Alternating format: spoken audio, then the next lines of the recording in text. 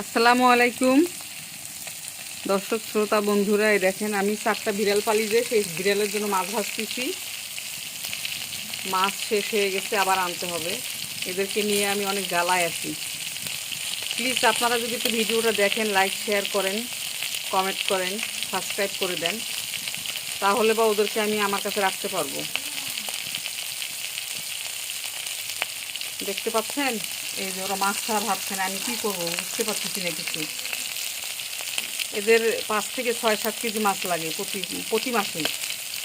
তাহলে আমি কি করব বলেন? আমি তো একজন বেকার মানুষ। দেখতে পাচ্ছেন?